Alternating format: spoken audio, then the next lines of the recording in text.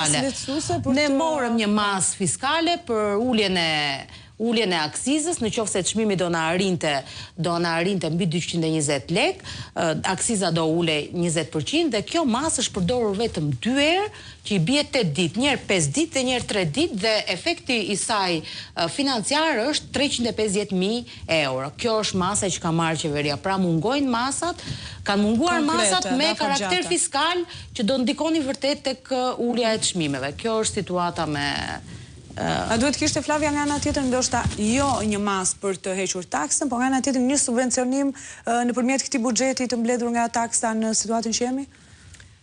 Po patjetër duhet të kishte, por unë do doja të ndalesha pak edhe tek çmimet e produkteve dhe tek taksa që kemi 20% të taksës së ushqimeve. Ne nuk kemi ndarje.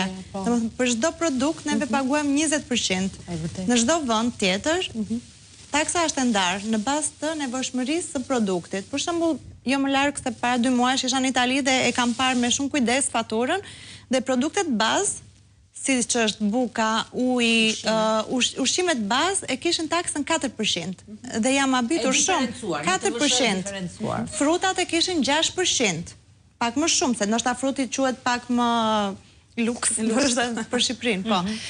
Kurse lëngjet e shtrydhura të frutave e kishin 12% dhe pastaj vazhdonin me alkoolin që ishte diku më lart, por ishin shkallë, si në bazë të nevojës. Për produktet e shportit që ne shuar, sigurisht që ishin shumë pak, kurse ne nuk e kemi këtë, e kemi të gjitha 20%.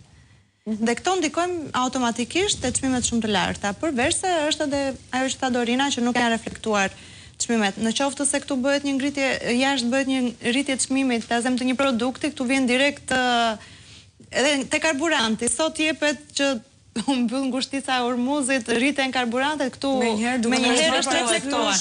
Kurse rezervën që duhet kishin. Kurse kur ulen çmimet tu nuk reflektohen, po edhe te euroja, në qoftë se euroja para 3 vitesh kushtonte 112 lek, 1 euro sot është 95 lek, po çmimi nuk është reflektuar. Kjo diferenca e kursit të këmbimit, se neve në euro i blem, patjetër, në 90% produkte importi i kemi.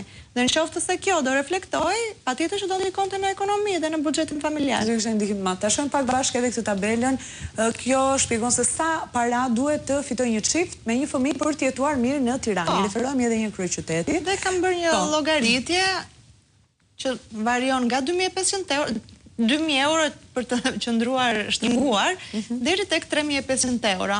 Dhe kam bërë llogarinë që të jetojë një familje me një fëmijë pa stres, mos kesh stresin financiar. Dhe çfarë mund të bëjmë me këto para duke i marrë me radhë? Tani banesa me qira 2+1 në zonë normale me kushte komode janë nga 600 deri në 900 euro. 600 euro mund të gjendet në periferi dhe 900 euro në zonat më ekonomike. 600, po. Ushqimet dhe supermarket me ushqim cilësor, jo shumë minimal, nga 450 deri në 650 euro për 3 antar familje.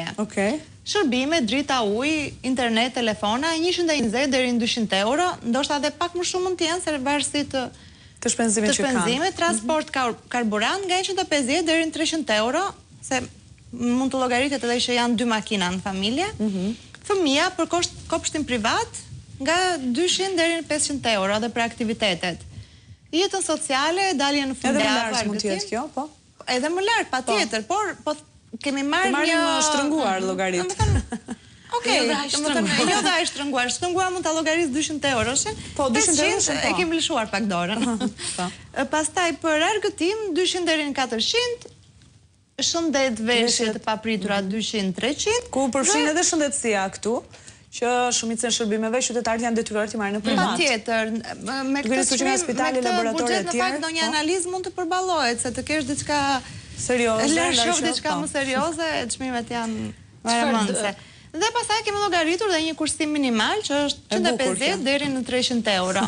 Dhe qoftë se marrim kolonën e kostove në krah të majt, del 2.000 pak euro, 2.100 euro. Kurse në krah të djathtë është 3.500 euro për të jetuar pa stres, edhe pa të papritura gjithmonë. Dhe pa kredi? Tani, çfarë do të kur bëri Flavia? Çfarë do që më bëri përshtypje tek kjo tabelë? shifrat e Flavjes përfundimtaret janë shumë bujare. 2.000 deri në 3.500 euro për të jetuar pa stres. Por me një llogaritje 2.000 ishte i cunguar, gjithmonë i cunguar. Por me një llogaritje të thjeshtë, nëse do marrim vetëm do marrim elementin e parë të tabelës, që është banesë me qira, që ke llogaritur një kosto mujore nga 600 deri 900 euro në muaj. Atëherë, koeficienti ndërkombëtar që njihet që një familje përballon një kosto e qiraje pa stres është deri në 30% të ardhurave. Nëse do të 30% të ardhura me 900 euro, dhe me të ardhura mujore në nivelin prej 2.000 euro, koeficienti të arrin 45%. Pra që quhet koeficient stresi, pa përballueshëm. 600 euro e kemi llogaritur 2.000 euro, 30% banesën, të 2.000-shi. Me 600, po. 3.500. Okej, atëherë 900 euro me 3.500, po, bën 25%, kështu që e kalon pa stres. 30% e 2.000-sha, 600 euro. Çështjen e strehimit. Me 2.000 euro dhe me 900 euro, kosto mujore është e papërballueshme. I kemi ndarë, domethënë me kosto më të ulta nga 2.000 deri në 3.500 për të përballuar banesën 900 euro. Të gjitha këto shpenzimet e kolonës së dytë janë llogaritura dhe shkojnë 3.500 euro. Kështu që Leonard, si e shikon këtë llogaritje që kemi bërë, edhe sa mendon se familjet në Tiranë kanë këto të ardhura? Unë tek kjo gjashta më bëri pak përshtypje, dalë fundjava sport arktim 200 euro. Domethënë 200 euro, pra nëse je me familje, janë shumë pak. Relativisht janë pak. Sepse është marrë minimalja 200 euro, domethënë që të mos nuk e kam në aspekt por shkon më shumë do të thuash. Vetëm duke llogaritur kafet në ditë, kafet restorante që janë shtrentuar, e kam